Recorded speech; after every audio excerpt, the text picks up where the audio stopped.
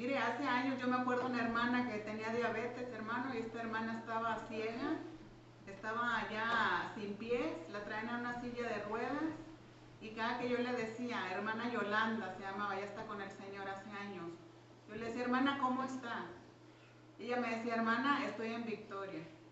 Y eso para mí, a mí me marcó de una manera positiva, porque nosotros, hermanos, cuando alguien nos diga, ¿cómo estás? Pues muy bendecido, ¿verdad? Porque Cristo vive en nosotros. Entonces, Dios les bendiga, hermanos, en esta mañana. Vamos a dar principio al servicio y vamos a abrir nuestras Biblias en el Salmo 24. Vamos a estar leyendo ese Salmo.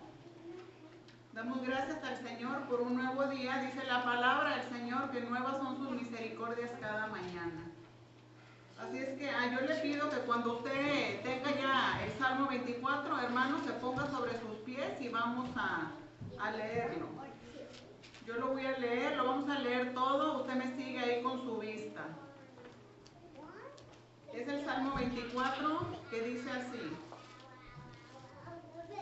del Señor es la tierra y todo cuanto hay en ella, el mundo y cuantos lo habitan, porque Él la afirmó sobre los mares y la estableció sobre los ríos.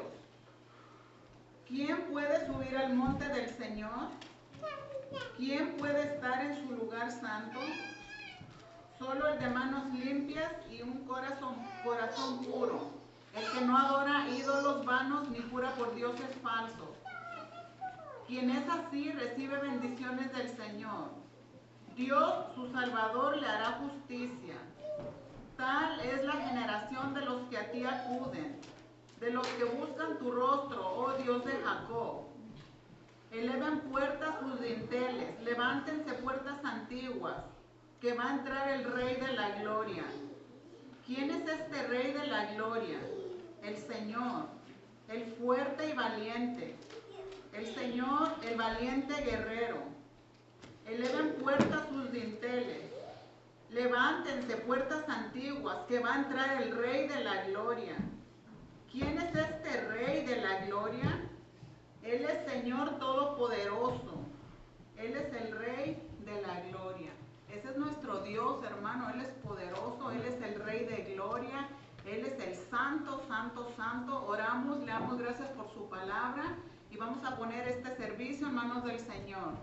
Ayúdenme a orar. Señor, te damos gracias por esta mañana, Señor, porque tu palabra dice que donde están dos o tres congregados en tu nombre, ahí estás tú en medio de nosotros, Señor.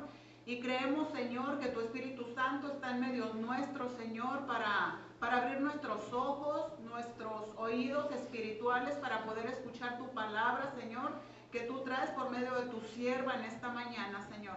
Te damos gracias por tu presencia, Señor, en este lugar. Gracias por todo en el nombre poderoso de Cristo Jesús. Amén y amén. Pueden sentarse, mis hermanos. Dios los bendiga.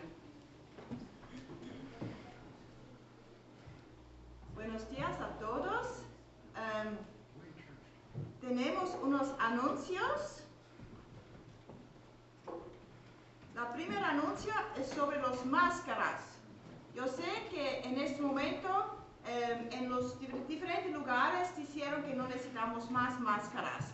Yo entiendo el sentimiento, el restaurante, pero todavía queremos tratar aquí para ser pendiente de la gente que tiene desafíos de salud, que todavía vamos a tener la distancia y usar las máscaras cuando estamos con otros. Pero ¿por qué? Porque tenemos menos casos y porque vemos que es más seguro ahora estar juntos y que tenemos buenas máscaras cuando estamos juntos. Vamos a, después de Pascua, no vamos a más tener los servicios en línea. Porque está mucho trabajo y vemos que ahora está más seguro y es mejor venir aquí. La verdad es que escuchar en línea no es lo mismo como estar en la comunidad. Sí, es también la palabra de Dios, el Espíritu está también en línea, pero la verdad es que la comunidad falta. Por eso y porque vemos que está más y más seguro, vamos a tener de nuevo solamente después de abril 4 va a ser el último, después vamos a tener solamente aquí en persona.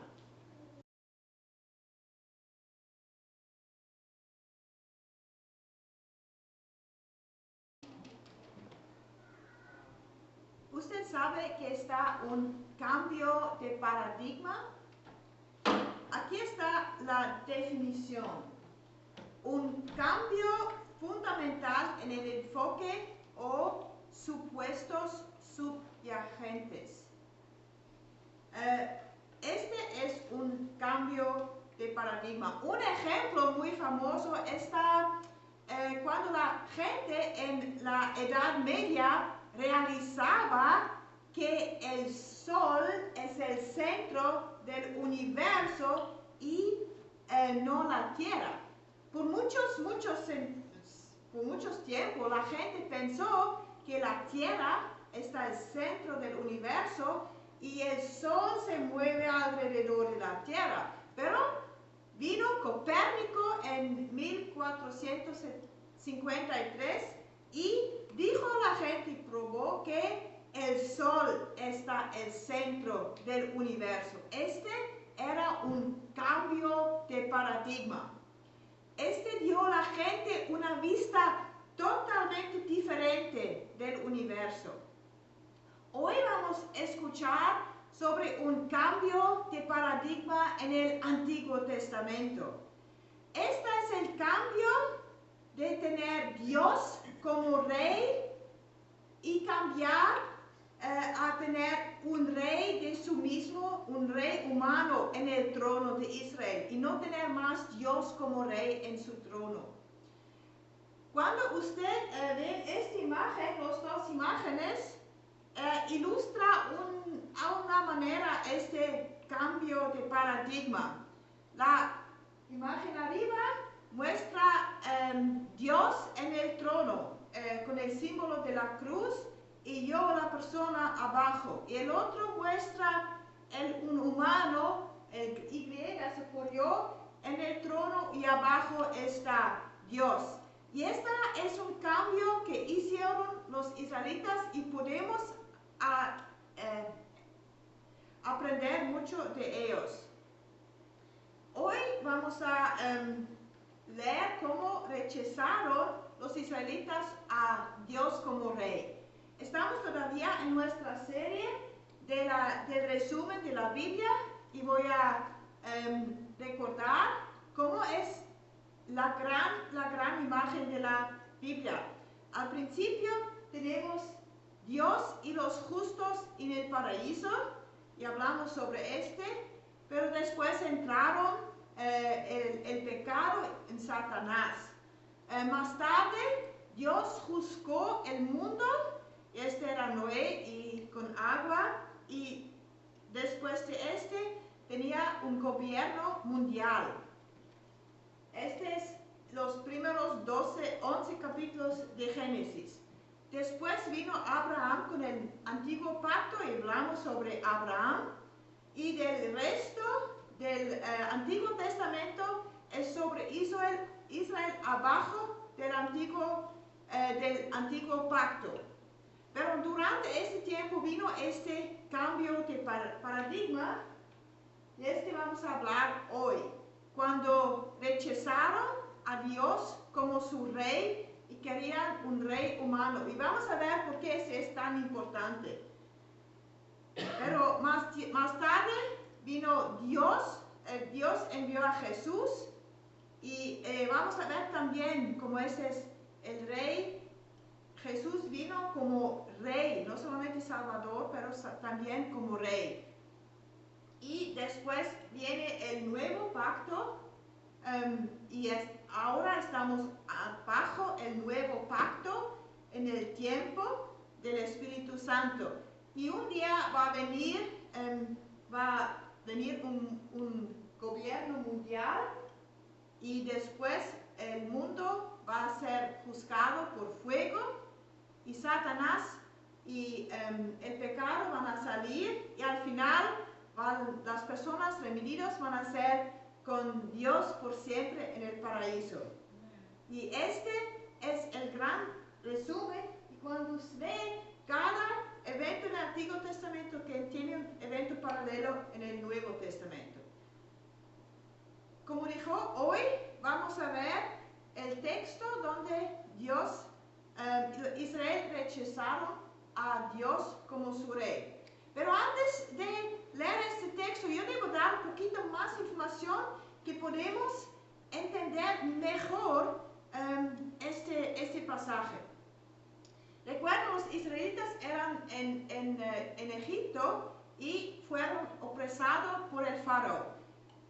Dios llamó a Moisés para ser su líder y Moisés guió con el poder de Dios los israelitas a la libertad. Moisés escuchó la voz de Dios y hizo lo que Dios dijo a él. Por eso, Moisés era el líder humano, pero Dios era el rey de los pueblos. Él reinó su pueblo. Dios hizo claro. Leemos en Éxodo 15, versículo 18. Moisés dijo, el Señor reina por siempre y para siempre. Dios era el que gobernó a Israel. Él era el rey de Israel. Él era el Señor de Israel. Él dio a ellos el tabernáculo y las leyes. Moisés solamente era el representante de Dios. Cuando Moisés murió, Dios llamó a Josué para él ser el próximo líder abajo de Dios. Oímos sobre eso la semana pasada con Gabriel. Si usted no podría venir, tenemos este sermón en nuestro canal de YouTube. Josué guió a la gente al país prometido. Ahí, a este país, profetas y jueces gobernaron a Israel. Aquí usted ve que Moisés escribió en la ley sobre los profetas y los jueces.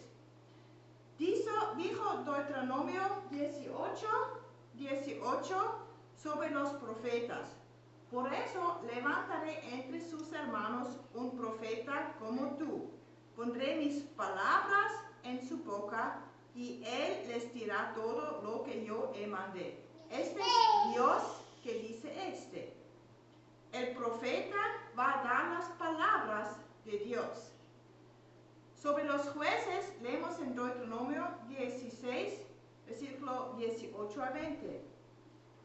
Nombrarás jueces y funcionarios que juzgan con justicia al pueblo, en cada una de las ciudades que el Señor tu Dios entregará a tus tribus. No pervertirás la justicia ni actuarás con parcialidad. No aceptarás soborno, pues el soborno nubla los ojos del sabio y tuerce las palabras del justo. Seguirás la justicia y solamente la justicia, para que puedas vivir y poseer la tierra que te da el Señor tu Dios. Dios determinó o llamó los profetas y los jueces para gobernar el país en una manera que honra a Él. Normalmente Dios llamó profetas por un tiempo especial y ellos normalmente tenían un función más religioso. Pero también los profetas podrían ser líderes. Dios también determinó el juez supremo y este juez tenía otros, como leemos en ese pasaje, para ayudar en las diferentes ciudades para ser jueces. Pero el juez supremo fue llamado por Dios. Y a veces el profeta también era el juez supremo. Pero al final Dios era el rey, el más grande, el soberano, el que tenía todo el poder. Y la idea de tener jueces era una buena idea, pero el problema problema es no funcionó bien por la gente de Israel. Si usted leían el libro de los jueces o unos pasajes, ustedes van a ver que el libro de jueces es lleno de historias violentas y desobediencia de Dios. Nunca, no conozco lecciones por los niños pequeños que vienen de los jueces, porque estas historias son muy violentas. Ahora voy a mostrar un corto parte de un video sobre los jueces, porque yo creo es muy importante entender para entender más qué pasó con los israelitas.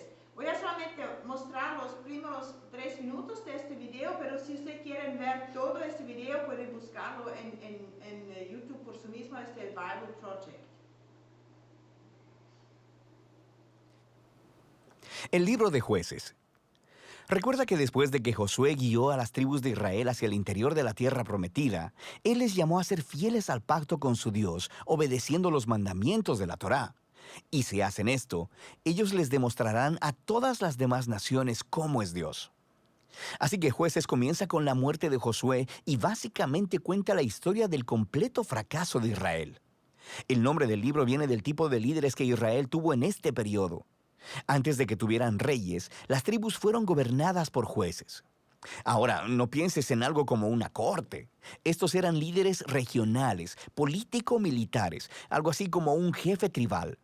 Y necesita ser advertido, el libro de Jueces es muy perturbador y violento.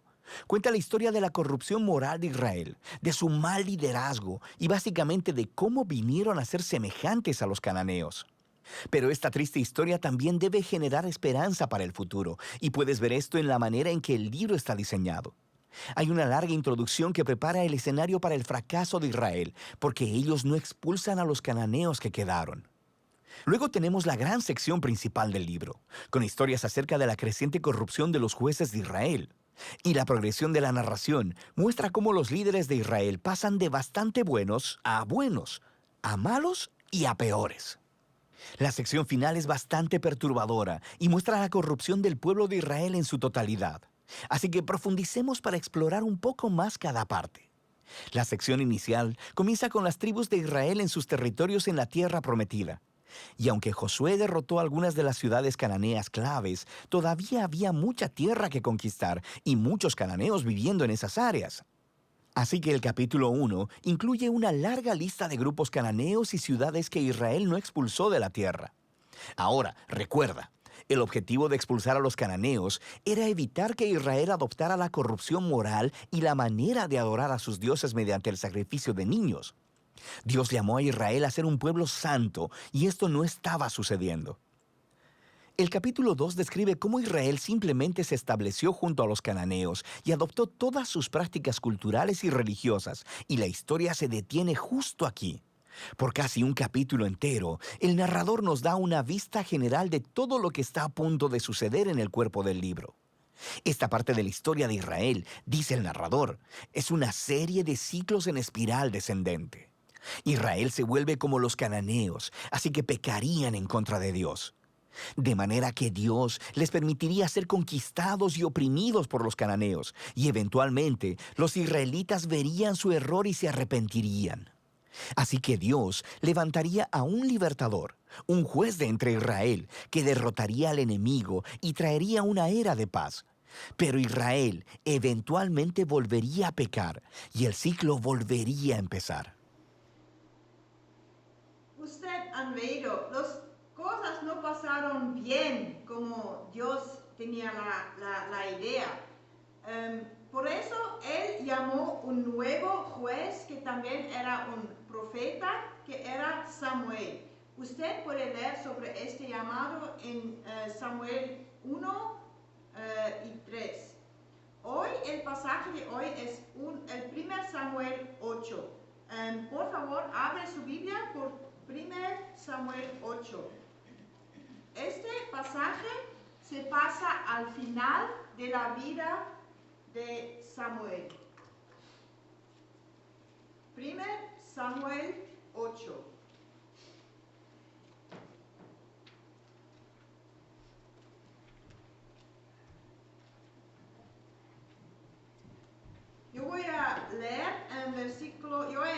con los versículos 1 a 3.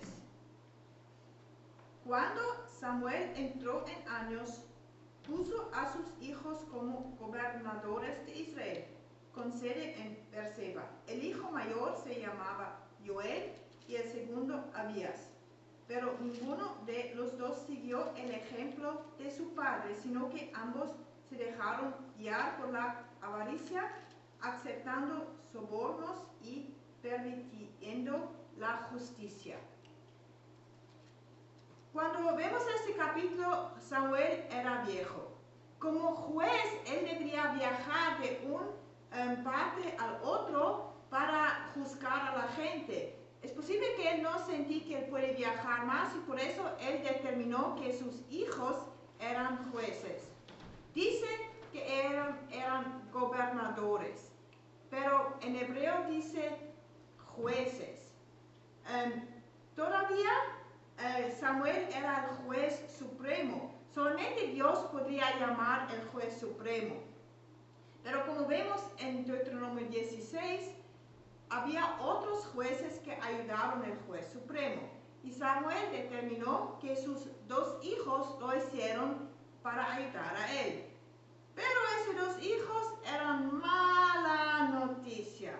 Ellos aceptaron sobornos y pervirtieron la justicia. Ellos hicieron exactamente lo que Dios dijo que no deben hacer.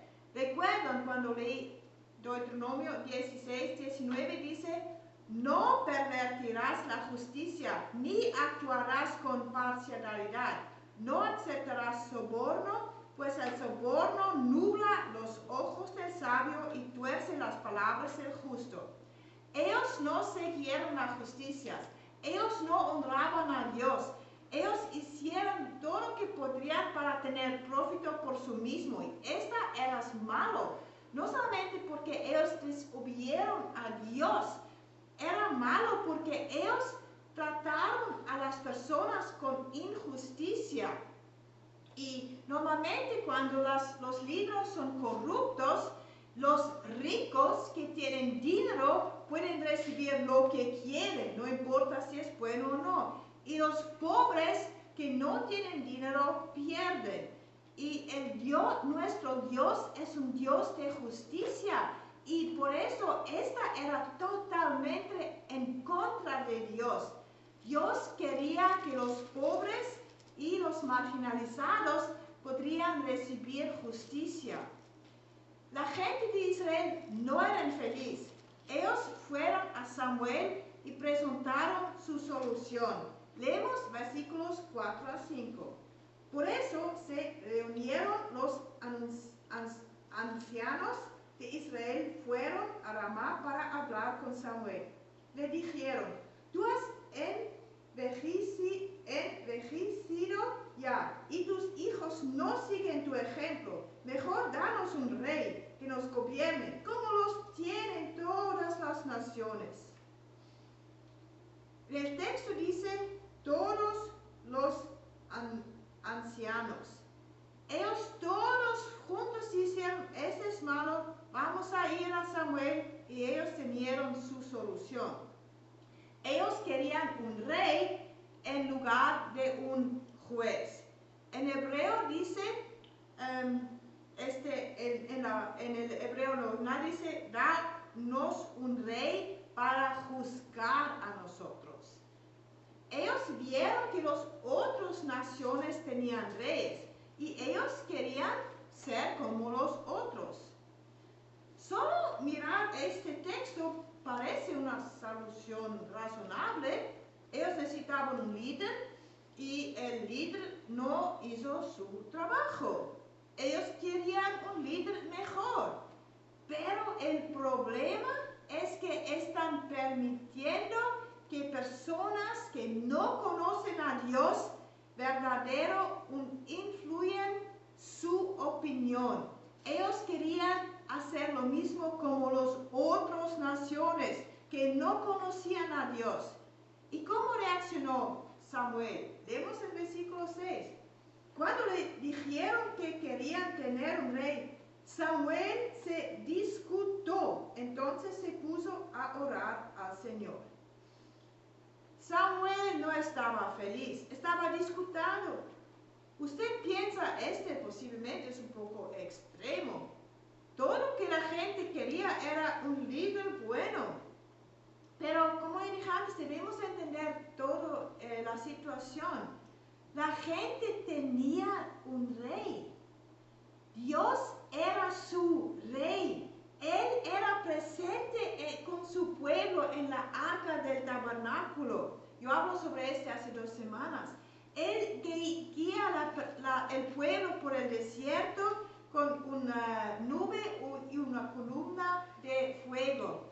Él habló a los líderes que él apoyó. Y Dios hizo claro, y Moisés hizo claro que Dios es su líder, su rey por siempre. Leemos antes, como él dijo en Éxodo 15, 18. El Señor reina por siempre y para siempre. Y más tarde, en su discurso de despedida, Samuel hizo claro por qué era una tan mala idea de querer un rey. Leemos en 1 Salmo 12, 12. Queremos que nos gobierne un rey, dijeron los israelitas. Ya esto a pesar que el Señor, su Dios, es el rey de ustedes. Ellos tenían el rey. Samuel supo que no deberían preguntar por un rey. Pero él no dio una respuesta inmediatamente. ¿Qué hizo él? Él fue a Dios. Él oraba a Dios. Él preguntó a Dios lo que debe hacer. Y Dios habló con él. Leemos en versículos 7 y 8. Pero el Señor le dijo, hazle caso al pueblo en todo lo que diga. En realidad no te han rechazado a ti, sino a mí, pues no quieren que yo reine sobre ellos. Te están tratando del mismo modo que me han tratado a mí desde el día en que los saqué de Egipto hasta hoy. Me han abandonado para servir a otros dioses. Dios hizo claro a Samuel. La gente no rechazaron a Samuel como su líder. La gente rechazaron a Dios como su rey. Ellos rechazaron al liderazgo de Dios. Ellos rechazaron a la autoridad de Dios. Ellos rechazaron a su ley, a la ley de Dios. Pero no pasó de un día al otro. Recuerdan el video que mostré. El pueblo de Israel estaba yendo por un mal camino por un largo tiempo. No era un problema nuevo, pero era el tiempo principal, el primer tiempo que ellos preguntaron por un rey humano. Y Dios dio a Samuel el aviso cómo la vida va a ver si ellos quieren este rey. Leemos 1 Samuel 8, 9 a 16. Así que hazles caso por advertirles claramente de cómo el rey va a gobernarlos. Samuel comunicó entonces el mensaje del Señor a la gente que le estaba pidiendo un rey. Les explicó, versículo 11, así es como el rey va a gobernarlos. Les quitará a sus hijos para que se hagan cargo de los carros militares y de la caballería y para que abran paso al carro real. Los hará comandantes y capitanes y los pondrá a labrar y a cosechar y a fabricar armamentos y pertrechos. También les quitará a sus hijas para emplearlas como perfumistas, cocineras y panderas. Se apoderará a sus mejores campos, viñedos y olivares y se lo dará a sus ministros. Y a ustedes les exigirá una 10ª parte de sus cosechas y vendimias para entregarlas a sus funcionarios y ministerios.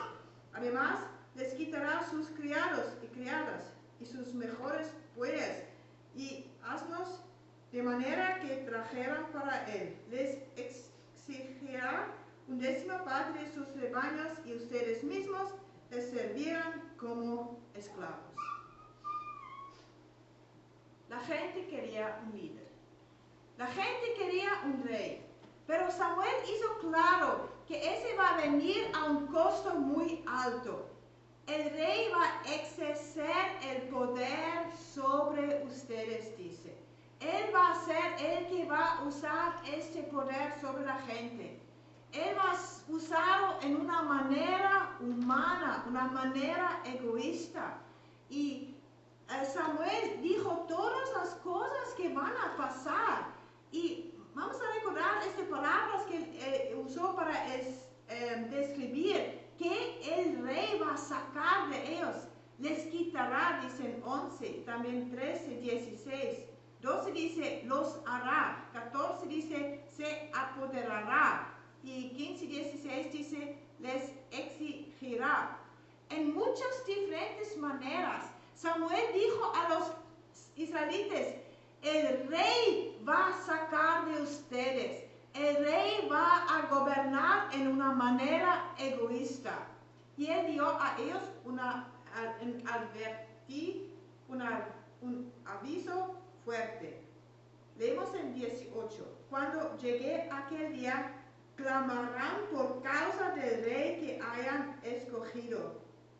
Pero el Señor no les responderá. Samuel dijo, un día ustedes van a tener suficiente de este rey. Ustedes no quieren más este rey, porque él siempre va a sacar. Y ustedes van a llamar a Dios y van a clamar a Dios por el ayuda de Dios. Pero Dios va a dejar que ustedes van a tener las consecuencias de sus decisiones. Y vemos en el resto de la historia de los israelitas. Muchas veces tenían su rey, tenían problemas, y a veces Dios dejó que ellos deben vivir en sus problemas. Pero gracias, tenemos un Dios de amor, porque muchas veces después del sufrimiento Dios vino y sacó a la gente de su miseria. ¿Usted cree que la gente oí este aviso? Leemos en versículo 19 a 22. El pueblo, sin embargo, no le hizo caso a Samuel, sino le protestó. De ninguna manera queremos un rey que nos gobierne.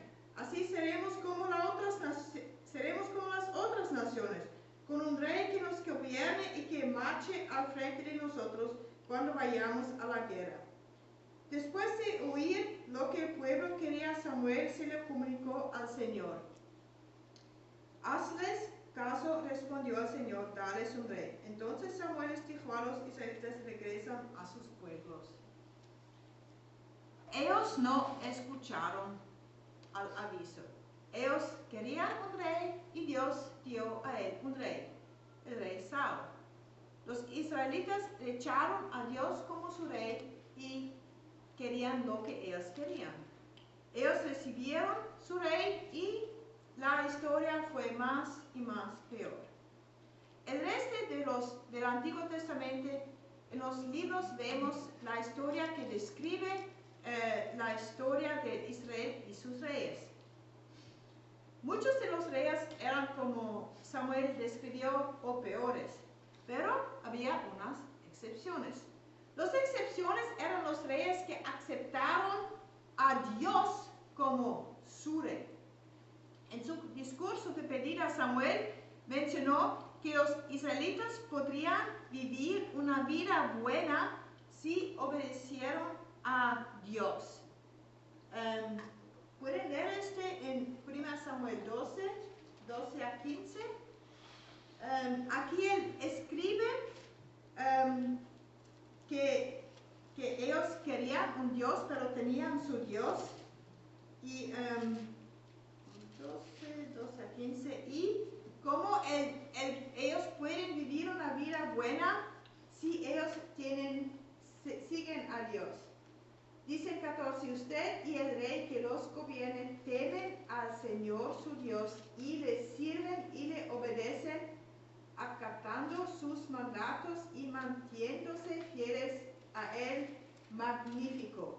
Pero si no, va a ser peor.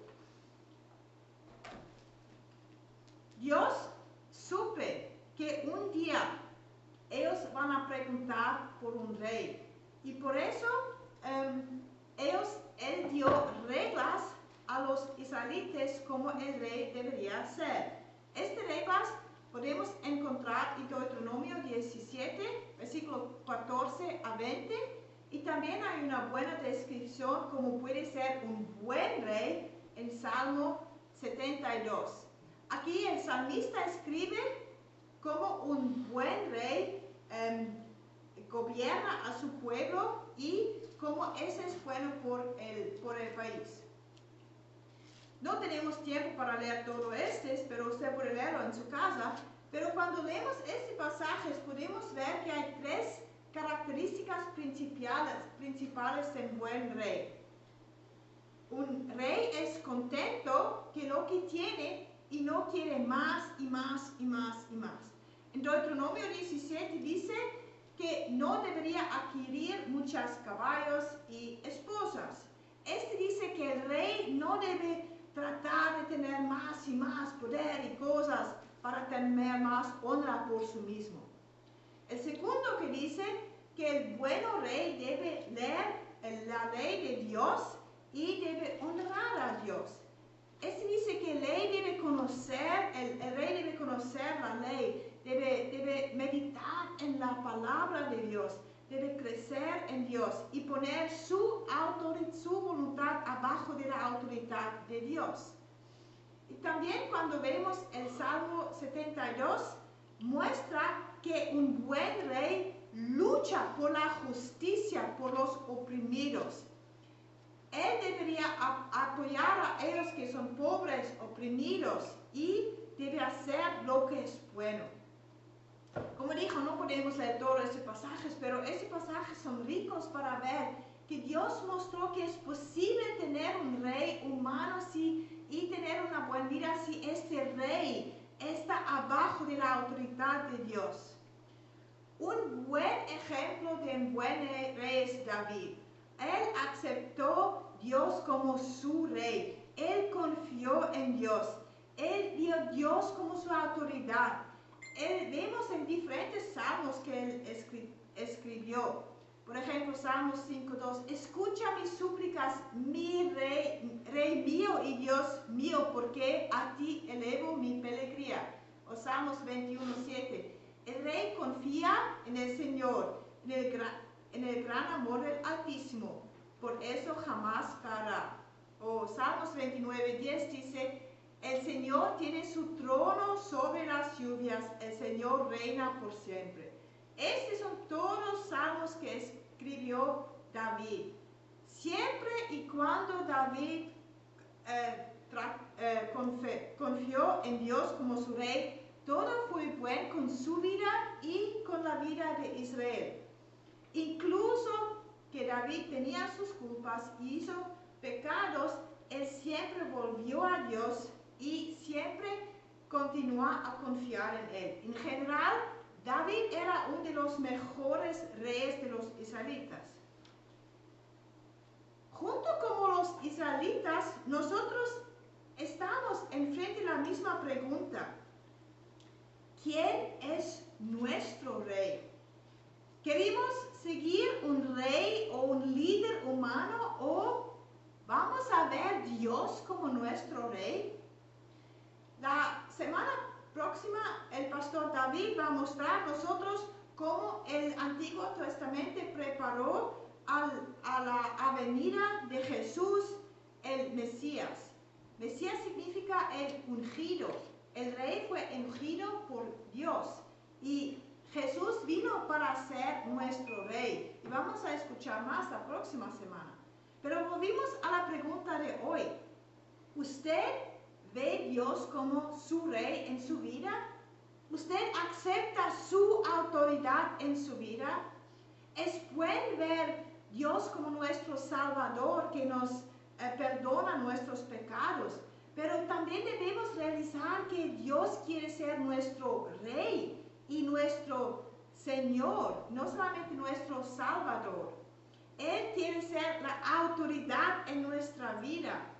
Dios quiere ser el rey de nuestra vida personal. Pero esta pregunta también tiene un aspecto comunitario. Ustedes saben, seguir a Dios no solamente es entre mí y Dios, no solamente es algo para mí personalmente, pero también es entre mí y la comunidad. No vivimos en un país donde tenemos un rey, pero también no vivimos en un país que acepta a Dios como rey. Vivimos en una democracia y este dice que la gente está gobernado por la gente, el pueblo.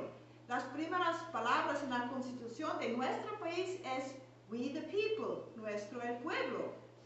En nuestro país el pueblo está el líder, gobierne el país.